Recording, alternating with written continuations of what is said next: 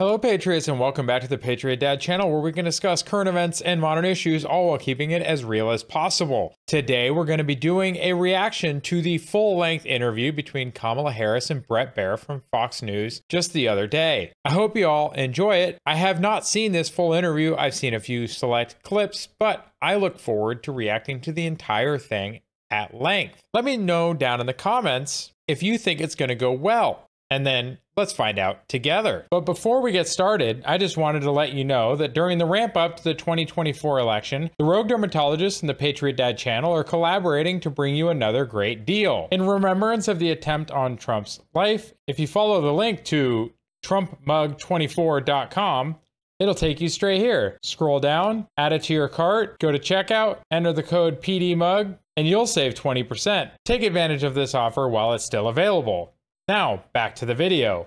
Let's get this pulled up and get right to it, shall we?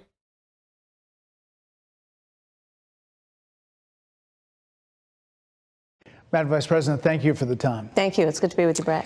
You know, voters tell pollsters all over the country and here in Pennsylvania that immigration is one of the key issues that they're looking at this election, and specifically the influx of illegal immigrants from more than 150 countries. Now, this makes a lot of sense because the economy and immigration are the key topics this election, according to the polls. What do you guys think the most important topics are for this election? Is it the economy? Is it military involvement overseas? Is it illegal immigration? Is it welfare programs? Is it abortion? There are many things. Give me a comment down below and let me know what you think. How many illegal immigrants would you estimate your administration has released into the country over the last 3.5 years? Well, I'm glad you raised the issue of immigration because I agree with you. It is a topic of discussion that people want to rightly have. And you know what I'm going to talk about. Yeah, but right do you, now, just a number. Do you think it's 1 million, 3 million? Brett, let's just get to the point. Okay. Can we? Can we get to the point, please? Okay, the point is that we have a broken immigration system that needs to be repaired.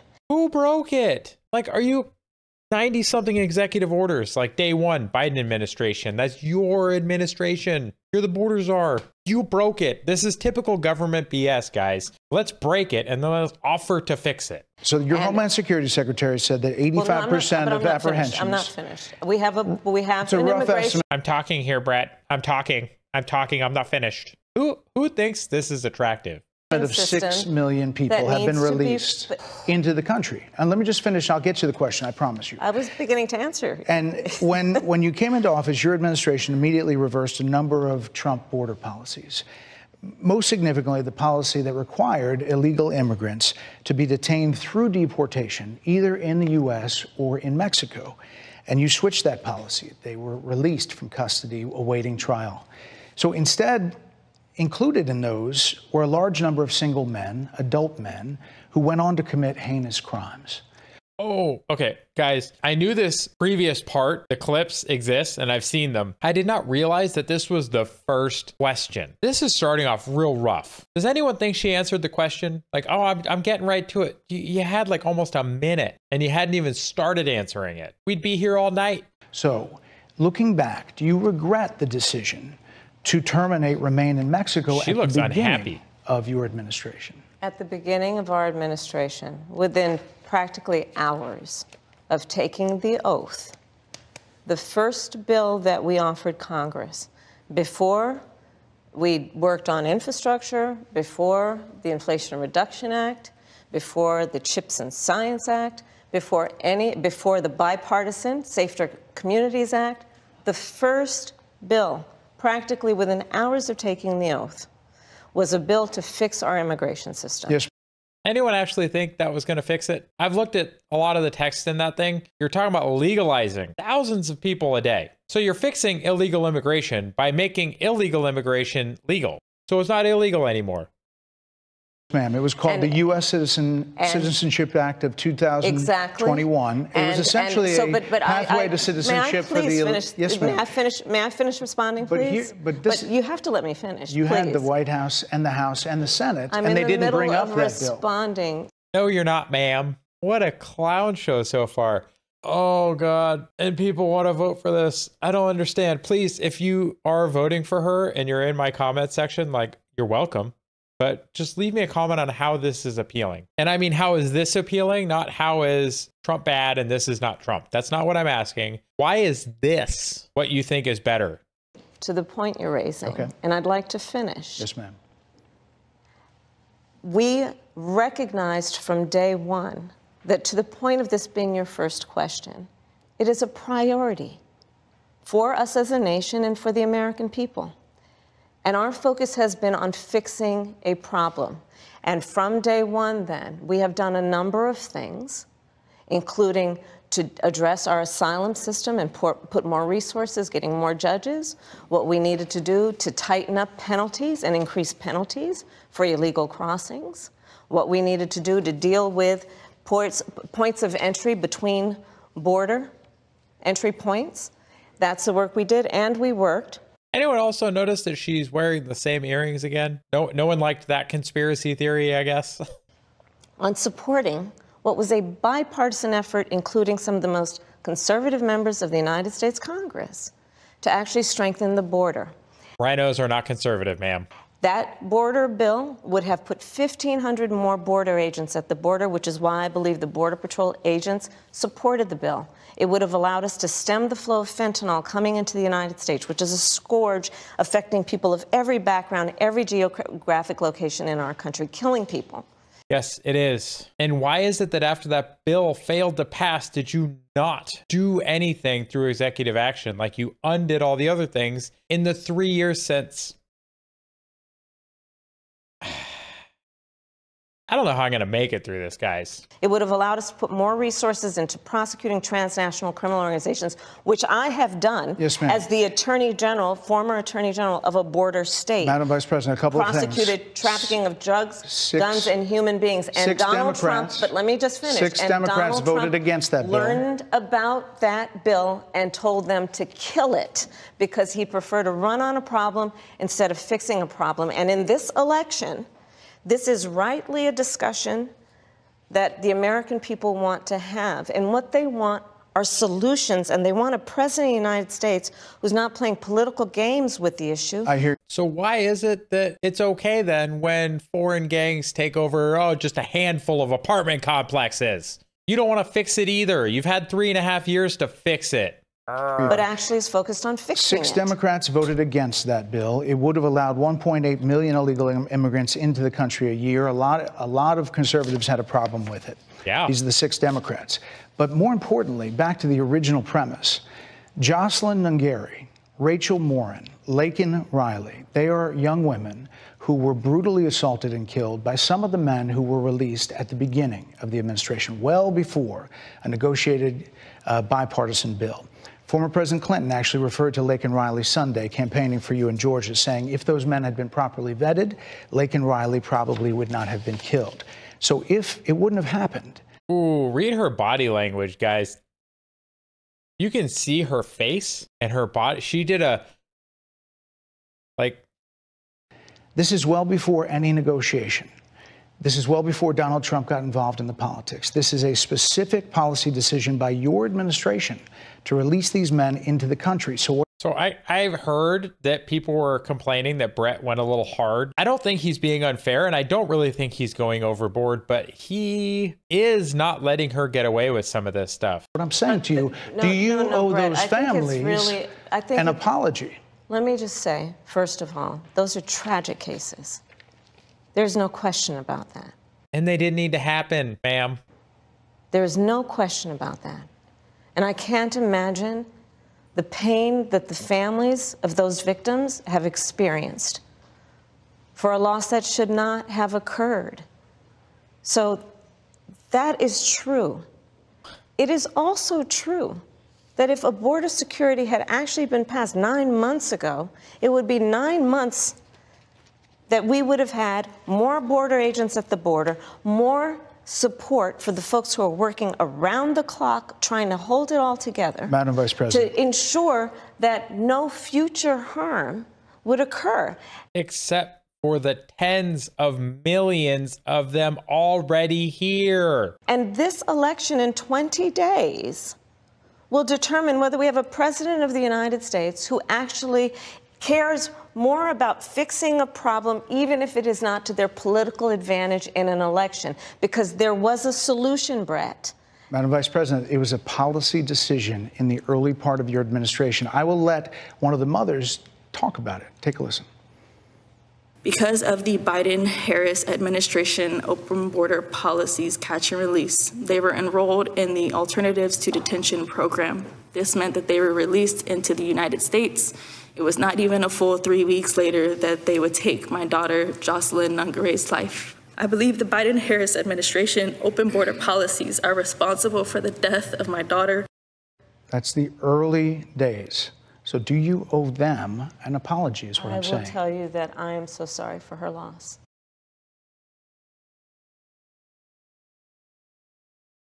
And it didn't need to happen. If I look upset about this, it's because this is happening far too often right now, guys. Once is too many. 3 is far too many. But how many more of these are we going to have to go through because of the decisions made by this administration? Criminal aliens do not belong here.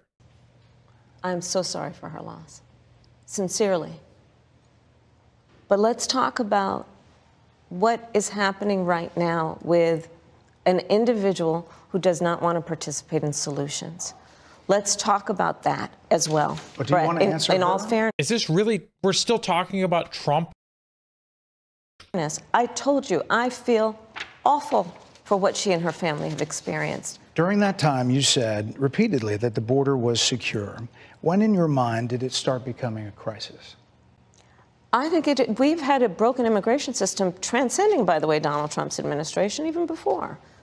Let's all be honest about that. And Democrat and Republican alike have run on fixing it, and nobody has. Both parties are responsible for this. That's why the two parties both suck. These campaign committees, these private organizations that are picking the candidates that we get to vote on, need to stop. Our system needs to be reformed and fixed. The people need to have a voice again, not corporations, the people. I have no pride in saying that this is a perfect immigration system. I've been clear, I think we all are, that it needs to be fixed. We need more. I was just down at the border talking with border agents. For the first time in 3 years. And they will tell you, and I'm sure you probably, I know you investigate and you are a serious journalist. They will tell you, we need more judges. We need to process those cases faster. We need this support. The Biden administration has been dismissing these cases. They're not processing them, and the only thing they want to process is to legalize people faster. They've shown no desire to remove people who have no business being here and sending them back to their country of origin, regardless of which of the 150 countries of origin that is. You've shown no desire to make it better, ma'am. For those cases that should be prosecuted. They need more resources, and Congress ultimately is the only place that's going to get fixed, Bret. Well, that's how this system works. That's the premise of this question. There were 90-plus executive orders that were rescinded in the first days. Many of those were Trump border policies. I'm not going to stay here because there's other things to talk about, but you frequently talked to the Border Patrol Union for support of that bipartisan bill, and they did. They supported it. But they also just endorsed Donald Trump and said, you've been, quote, a failure with border security. Why do you think they said that? Oh, okay, maybe Bret went a little hard on this, but he's also not wrong. I think they're frustrated, and I get it. They want support. They want support, and that's what that border security bill would have done. Is she really this delusional? Are her supporters actually this delusional? Does she really believe that? Is the reason that they endorsed Trump is that they're frustrated with Congress? Then if they supported your bill before, why wouldn't they support you now? Unless you're the problem, or at least a big part of the problem. These guys down at the border, these men and women, they're working hard. They're working around the clock. I get it. And you're just letting them go. Why bother catching people? There's a lot of people that look back at what you said in 2019 when you first ran for president. And there have been changes, and you've talked about some of them. When it comes to immigration, you supported allowing immigrants in the country illegally to apply for driver's license, to qualify for free tuition at universities, to be enrolled in free health care. Do you still support those things? Listen, that was 5 years ago, and I'm very clear that I will follow the law. I have made that statement over and over again, and as Vice President of the United States, that's exactly what I've done, not to mention before. If that's the case, it wasn't an answer. You chose a running mate, Tim Walz, governor of Minnesota, who signed those very things into state law. So do you support that? We are very clear, and I am very clear, as is Tim Walz, that we must support and enforce federal law, and that is exactly what we will do. How is that clear? Is that clear to anyone? Not clear to me. For somebody who claims to have not changed her positions or stance or whatever on most things, she sure flip-flops an awful lot, and I can't believe a dang thing she says. So decriminalizing border crossings, like you said in 2019. I do not believe in decriminalizing border crossings, and I've not done that as vice president. I will not do that as president. So these are evolutions that you've had. But let's be very clear. I'm the only person who's running for president who has prosecuted transnational criminal organizations, from the Sinaloa cartel to the Guadalajara cartel to people who have trafficked in guns, drugs, and human beings. I have spent a significant part of my career going after people who present a threat to the safety of the American people and cross our border with the— Does that include all of the African-American men that you imprisoned for minor drug offenses that you now want to just legalize weed to make yourself more popular? Does that include that position? The intent of doing us harm and cross our border illegally, and I will do that work as vice president. I take that work quite seriously. Hang on. Did she just claim she would do that as vice president? And I will do that work as vice president. Apparently she forgot she is vice president, but that's fine. I take that work quite seriously. This is a time when voters, especially here in Pennsylvania, are inundated with commercials and ads. They just want it to stop because it's every commercial. But many of them add noise, but a few of them seem to break through. This particular one from the Trump campaign has gotten a lot of attention. Kamala supports taxpayer-funded sex changes for prisoners. Surgery. For prisoners. For prisoners. Every transgender inmate in the prison system would have access. So are you still in support of using taxpayer dollars to help prison inmates or detained illegal aliens to transition to another gender? I will follow the law, and it's a law that Donald Trump actually followed. You're probably familiar with, now it's a public report, that under Donald Trump's administration, these surgeries were available on a medical necessity basis to people in the federal prison system. And I think, frankly, that ad from the Trump campaign is a little bit of like throwing, stones when you're living in a glass house. The Trump aides say that he never advocated for that prison policy and no gender transition surgeries happened during his presidency. Well, you know what? You got to take responsible for what happened in your administration. Except he just said no surgeries took place. And no surgeries happened in his presidency. It's in black and white. Would you still advocate for using taxpayer dollars for gender reassignment surgeries? I will follow the law, just as I think Donald Trump would say he did. You would have a say as president. Like I said, I think it's real. He spent $20 million on those ads, trying to create a sense of fear in the voters because he actually has no plan in this election that is about focusing on the needs of the American people. Yeah. Really? Because his platform has been live on his website since the beginning. He went and helped out the survivors of Helene. He's done all kinds of things and spoken his mind on all kinds of things. Let's hear that again. In this election that is about focusing on the needs of the American people. Are those the people in Lebanon by any chance? Or Ukraine? Maybe it's the people in Israel. Maybe it's those aren't any of the people on our borders, are they? Whereas at $20 million on that ad, on an issue that, as it relates to the biggest issues that affect the American people, it's really quite remote. And again, his policy was no different. Look at where we are, though. They say on plans for the American people, I'm offering a plan to deal with affordable housing. I'm offering a plan to deal with what we need to do to strengthen small businesses, which are the backbone of America's economy. Do any of you understand what happens if you give free money to people to help out with purchasing a house? If you were selling a house Just put yourself in the seller's shoes for a second. If you were selling a house and you knew that people had down payment assistance and that the down payment was 20%, which means if 5 times leverage, wouldn't you just increase the price of the house that you're selling by, I don't know, $50,000, $100,000? I would, because there's free money flying around. Why not grab some of it, right? These people have no concept of unintended consequences whatsoever. It just sounds good. People are being promised free stuff. God, these people are idiots. Or they think you're an idiot. I don't.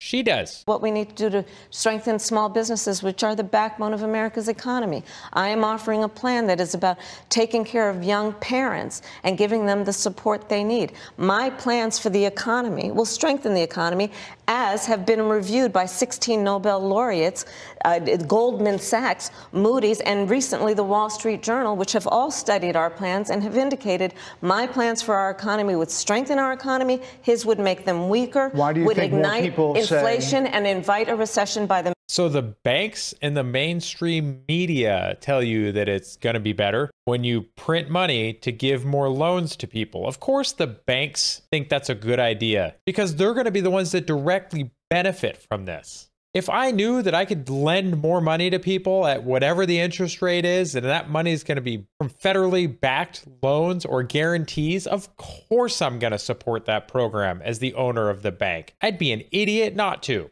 Now, I think it's a terrible idea. I think it's just going to cause inflation because printing money does that if you spend it inside our borders. Oh, God, I have not been this frustrated with 13 minutes of anything in a very long time, guys. Like I said, we're halfway through this. Oh, somebody just say a prayer to sweet baby Jesus to help us out, to get us through this. Middle of next year. Those are the facts. Why do you think more people say they trust him on the economy than they trust you? I think that when you look at an analysis of our plans for what we would do as president of the United States. Again, she's not answering. Hold on. I want to count how long it takes her to answer this, if she ever does. So let's go. Trust him on the economy than they trust you. I think. Okay, so we are 13 minutes, 18 seconds. Let's write that down. Give me a second. So 13, 18. Okay, let's see until we get an actual coherent answer to the question. I think that when you look at an analysis of our plans for what we would do as president of the United States, it has been clear to those who study and understand how economic policy works that moving forward, because I do believe the American people are ready to turn the page on the divisiveness and the type of rhetoric that has come out of Donald Trump. People are ready to chart a new way forward, and they want a president who has a plan for the future and a plan that is sound and will strengthen our... Okay, we're not there yet, guys, but who the heck are the Democrats to talk about the rhetoric? The rhetoric from the left has had Donald Trump's life attempted at, what, 3 times now? 4? I've almost lost count because you idiots keep going on television and the internet and saying hateful things, calling him literally Hitler, fascist, that he's going to end democracy. That rhetoric is the dangerous rhetoric that has been causing violence. Pot, calling kettle black. What the heck? Our country. My plan for the economy does exactly that. His plan would be, again, to give tax cuts to billionaires and the biggest corporations in our country and blow up our deficit. It's interesting you said turn the page, Madam Vice President. You are... Okay, well, we are at 14:04. Okay, so we have been at, let's see, 46 seconds. And she still did not answer why the people would feel Donald Trump has a better chance and a better understanding and a better path forward to help with the economy. Not one thing did she just say that had to do with the people. You were asked on 2 different shows last week what, if anything, you would do differently than President Biden. Here's what you said. Would you have done something differently than President Biden during the past 4 years? There is not a thing that comes to mind. And not a thing? The things that happened caused the death of the 3 girls that you just said you feel bad about. Maybe we could change 1 thing or 3 and prevent those from happening. Then you wouldn't have to feel sorry for it. How about that? We could start there. in terms of, and I've been a part of most of the decisions that have had impact? Under a Harris administration, what would the major changes be, and what would stay the same? Sure. Well, I mean, I'm obviously not Joe Biden. I noticed. And so that would be one change in terms of... Yes. But also, I think it's important to say with, 28 days to go, I'm not Donald Trump. So you're not Joe Biden, you're not Donald Trump, but nothing comes to mind that you would do differently? Let me be very clear. Oh, finally. Thank God. She's going to be very clear. Let me be very clear. You heard it, folks. Let me be very clear. Fantastic. It's about time. We're 1447 in. Let's see what we get. Donald Trump, but nothing comes to mind that you would do differently? Let me be very clear. My presidency will not be a continuation of Joe Biden's presidency. But you wouldn't change anything? What is happening? Flip-flop, flip-flop, flip-flop. And like every new president that comes into office, I will bring my life experiences, my professional experiences, and fresh and new ideas. I represent a new generation of leadership. You're in the White House right now, and you're also not a new generation. She's still a boomer, I'm pretty dang sure. Actually, you know what? Let's just look that up real quick. I'm pretty sure Kamala Harris is still a boomer. Because she was born in 64, folks, which is the end of the boomer generation. So let's just see. I'm trying to see. Here, found it. So let's just put it up here. Vice President Kamala Harris, 59, was born on October 20th, 1964 in Oakland, California, marking her as one of the younger members of the baby boomer generation, which lasted from 1946 to 1964. Oh. That's just what I thought. She's a boomer. Professional experiences and fresh and new ideas. I represent a new generation of leaders. Only because the current one is silent generation, because he's old as dirt. I, for example, am someone who has not spent the majority of my career in Washington, D.C. I invite ideas, whether it be from the Republicans who are supporting me, who were just on stage with me minutes ago, and the business sector, and others who can contribute to the decisions that I make about, for example, my plan for increasing the supply of housing in America and bringing down the cost of housing, addressing the issue of small businesses, which is about working with the private sector to bring more capital and access to capital to our small business leaders, including my plan for a $25,000. So instead of getting out of the way and cutting red tape, which would allow more homes to be built, instead, we're going to give away free stuff. It's not a good answer, folks. It's not. Down payment assistance for first-time home buyers and for small businesses, extending the tax deduction from $5,000 to $50,000. We've heard a lot about those plans in recent days. Your campaign slogan is a new way forward, and it's time to turn the page. You've been vice president for 3.5 years. So what are you turning the page from? Well, first of all, turning the page from the last decade in which we've been burdened with the kind of rhetoric coming from Donald Trump that has been designed and implemented to divide our country. So we're blaming Trump again. Fantastic. Way to be a leader, Kamala. And have Americans literally point fingers at each other. Rhetoric and an approach to leadership that suggests that the strength of a leader is based on who you beat down instead of what we all know. The strength of leadership is based on who you lift up. The strength of an American president. Where are we going with this answer? Which is one who understands that the vast majority of us have more in common than what separates us. Madam Vice President, more than 70% of people that is about turning the page on rhetoric that people are frankly exhausted of, Bret. More than 70% of people tell the country is on the wrong track. They say the country is on. What do you guys think? Put a comment. Do you think the country is on the right track right now? Okay, throw a comment. Just pause right now, but throw a comment. What do you think? Right track, wrong track? Maybe I'll see if I can put a poll in the comments. I don't know if that's a thing, but I know. I'll put it in my community post. I'll make a poll. Right track, wrong track. The wrong track. If it's on the wrong track, that track follows 3.5 years of you being vice president and President Biden being president. That is what they're saying, 79% of them. Why are they saying that? If you're turning the page, you've been in office for 3.5 years. And Donald Trump has been running for office But you've been the person holding the office. Come on. Madam You Vice and I President. both know what I'm talking about. You and I both know what I'm talking about. I actually don't. What are you talking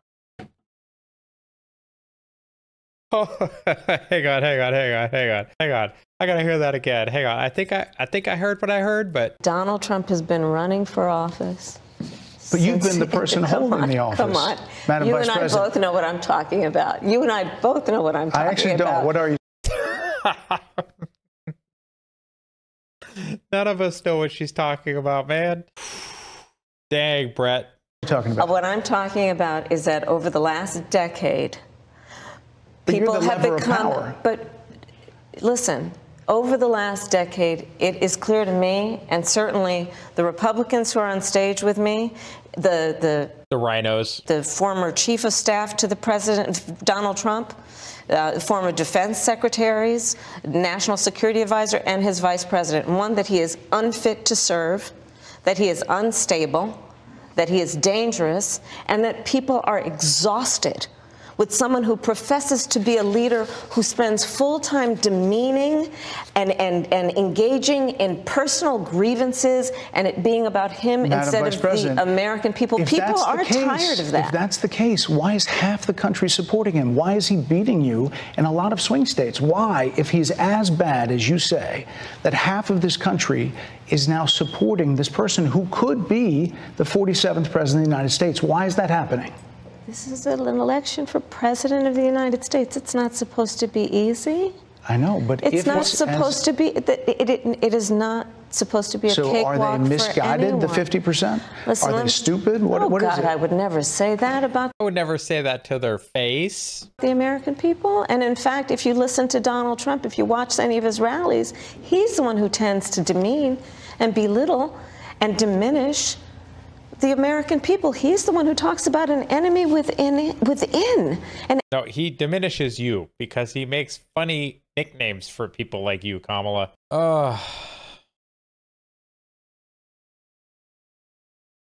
Right now, she just sounds like she's whining. It is not endearing. Am I wrong on that? Like, does she seem like she's whining? The American people, he's the one who talks about an enemy within, an enemy within, talking about the American people. No, we're talking about the government, the levers of power, the Justice Department, and the other machinations that have been going on that have been targeting Trump. Not the people, ma'am, just the people in charge that are weaponizing our government. Those are the people that he's talking about. How dare you imply that he's talking about the average person? An enemy within, talking about the American people, suggesting he would turn the American military on the American people. No, on criminal aliens to deport them. We asked that question to the former president today. Harris Faulkner had a town hall, and this is how he responded. I heard about that. They were saying I was like threatening. I'm not threatening anybody. They're the ones doing the threatening. They do phony investigations. I've been investigated more than Alphonse Capone. He was the Alphonse? I knew Al Capone. I didn't realize his name was Alphonse. That's crazy. Also, I know I've brought it up on other videos, but guys, the iron rule of projection. If they're accusing you of something, you can be damned sure that they're doing that already. This seems to hold true in this case. They do phony investigations. I've been investigated more than Alphonse Capone. He was the greatest gangster. No, it's true. No, but think of it. It's called weaponization of government. It's a terrible thing. So, Bret, I'm sorry, and with all due respect, that clip was not what he has been saying about the enemy within that he has repeated when he's speaking about the American people. That's not. You're just wrong, ma'am. You're just wrong. What you just showed. Well, he was asked about that specific. No, that's not what you just showed. In all fairness and respect to you, that was the question that we asked him. You didn't show that, and here's the bottom. Did she really just accuse Bret Baier of playing an answer to a question that is not the question he is saying it is? That's wild. Wild. Now, I'm not a huge fan of Fox News, guys, just like I'm not a big fan of the Republican Party. But fake news, I guess. That's what they're claiming, which means that they're already doing that. He has repeated it many times, and you and I both know that. And you and I both know that he has talked about turning the American military on the American people. He has talked about going after people who are engaged in peaceful protest. He has talked about. You mean like May 29th, 2020? Like that? Where he had to be evacuated to the bunker? They burned the church across the street from the White House? Those peaceful protests? Maybe you're talking about the Summer of Love and the mostly peaceful protests where, you know, we can just throw up a random image of something on fire. National Guard should have been called during those protests. How many people died? How much property damage was had? Locking people up because they disagree with him. This is a democracy. And no, it's not, ma'am. No, it is not. Also, why are you getting so unhinged? For somebody who claims that Trump is so unstable. Again, iron rule of projection, guys. Look at her. Just watch this response. People up because they disagree with him. Do you think this is going to go well across the table from Putin, Xi, Kim Jong-un, the leaders in Iran? Do you think these people are going to tolerate this? This is a democracy. No, it's not. And in a democracy, the president of the United States, in the United States of America, should be willing to be able to handle criticism without saying he'd lock people up for doing it. Then why is Biden trying to lock Trump up so badly? And this is what is at stake, which is why you have someone like the former chairman of the Joint Chiefs of Staff saying what Mark Milley has said about Donald Trump being a threat to the United States of America. He's quoted in the Bob Woodward book that way, yes. Let me ask you this, Madam Vice President. You call Donald Trump, you call Donald Trump, he's misguided. You say now he's unstable. He is unstable, Brett. She's literally saying he is unstable. Like she...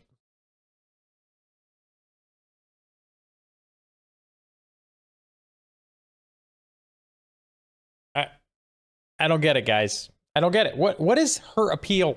Would you guys vote? Would these blue, no matter who people, vote for a head of cabbage instead of Trump?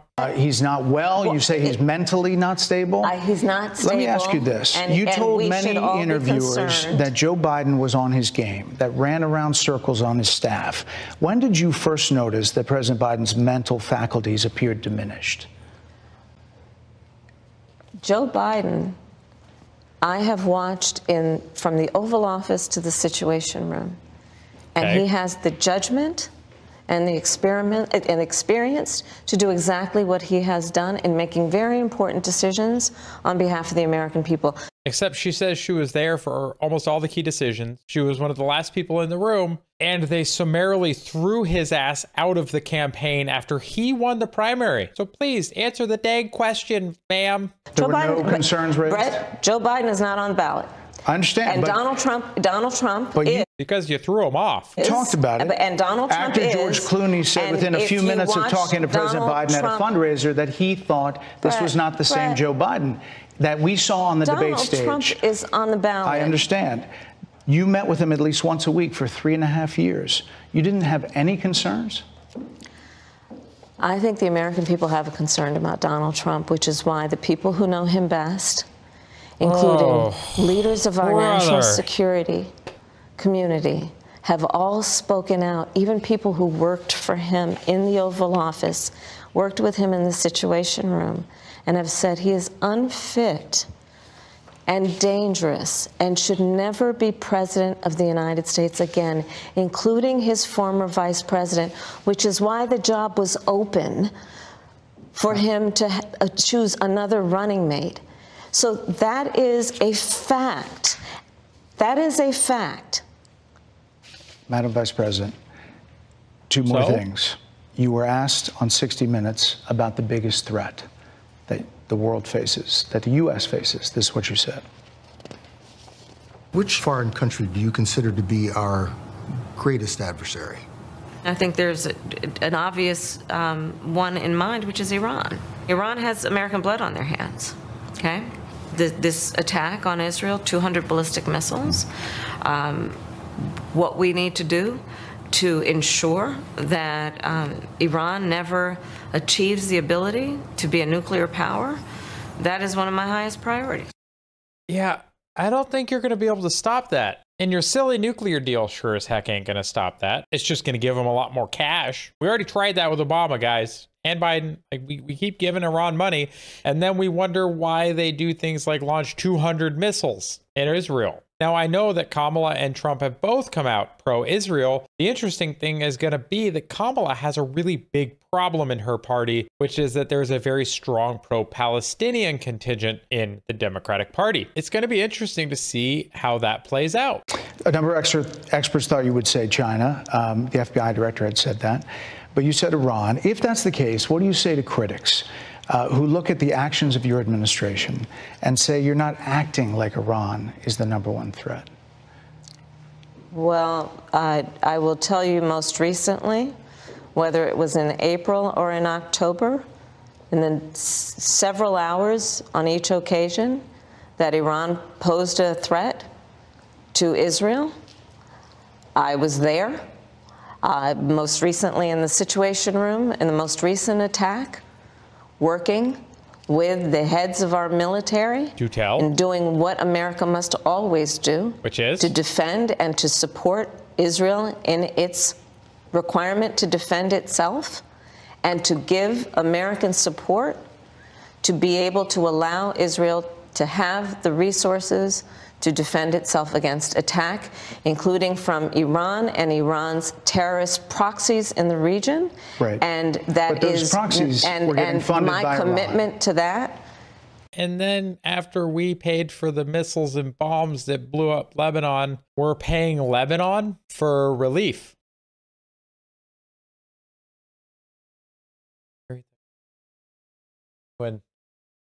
Yeah, it doesn't make sense, guys. It's one of my favorite memes, by the way.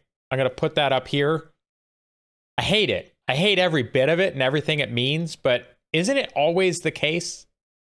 Doesn't it always seem to be the case that it works out like this, though? Spend our tax money on something better. Is unyielding and unwavering. Critics just say that you either relaxed or failed to enforce sanctions on Iran, allowing all of this money to flow into Iran, like billions. Let's go back to Donald Trump, who pulled out of a deal that would have actually put Iran in check. The estimates in billions. It was during Donald Trump's that administration that Iran regime. That we had an American military base that was attacked, where American soldiers suffered traumatic brain injuries, and Donald Trump dismissed them as headaches, not to mention how Donald Trump has treated and talked about America's military and military service people, calling them suckers and losers, Hamas, has diminished the significance. We're talking over each other. I apologize. Well, I would like that we would have a conversation that is grounded in full assessment of the facts,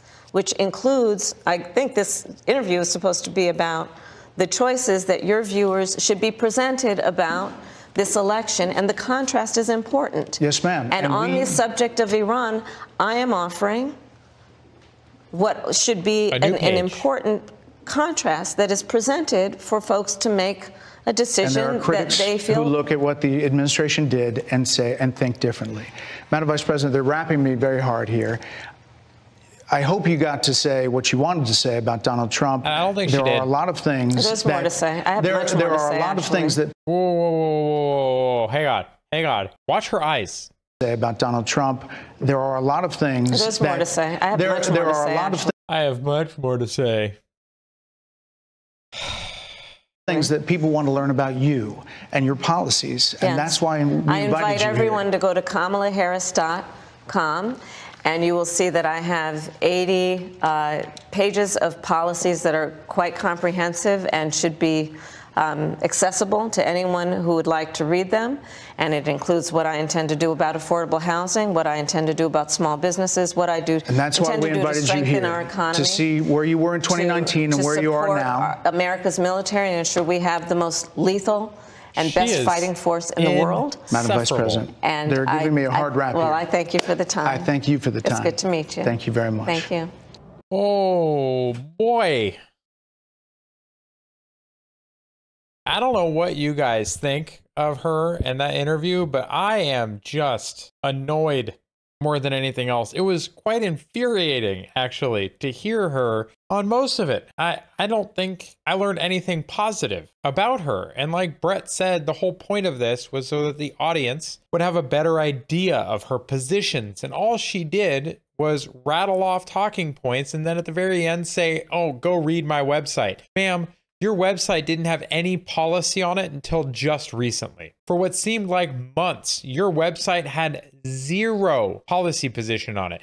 You can go back through some of my old videos. I pointed that out. So I don't know what you guys think. If you guys think that we are on the right path or the wrong path right now, I currently think that we are very much on the wrong path. I don't think that a continuation of this or a Harris presidency would be in the United States' best interest. Now, I don't think that the Trump presidency is going to be the best thing ever and that it's going to be miracles and wonderful. There's going to be probably a lot of things that I don't like in it. But you know what? But if he only implements half of the bad things that Ms. Harris here would implement, it's still a win. And if he actually gets Tulsi Gabbard, Elon Musk, and all these other folks, Vivek, if we can get all those people, RFK Jr., Maha, guys, Maha, make America healthy again. If we can get all of these people in Trump's presidency advising him, the Department of Governmental Efficiency alone is worth voting for Trump for. Maha is worth voting for Trump for. Getting Tulsi Gabbard in there is worth voting for Trump. I don't know what your guys' thoughts are on it. I know this is way more opinion than I normally give, but you know what? That's just what you get when you ask me to sit through 26 minutes and 56 seconds of Kamala. It's like nails on a chalkboard. Thank you to those of you that made it to the end of the video. I greatly appreciate your support. If you want to know any other ways that you can support the channel, please check the links down in the description below. You can take advantage of the mug offer. You can take advantage of the poster offer. You can use our promotion code when purchasing Coffee Brand Coffee to fill that brand new coffee mug of yours. Blend 1 or blend 2, black, no cream, no sugar is how I prefer my coffee. You can head on over to the Discord and join the conversations going on there, or you can come over on X and subscribe there for $1. If you're looking for a way to support the channel that is free, you can like this video, you can share this video with friends and family, you can leave a comment on this video, and you can subscribe to the channel. If you have a recommendation for a future topic, discussion, or song you want to see reacted to or discussed on the channel, please make sure that you leave it in a comment below and I will get to it as soon as I can. I hope you all have a wonderful week. Take care of yourselves, and God bless. Go ahead and check out one of the links on the screen now to either subscribe to the channel and see the rest of the videos of the channel, or one of the carefully selected videos that you may wish to see that YouTube has used its algorithm to select for you.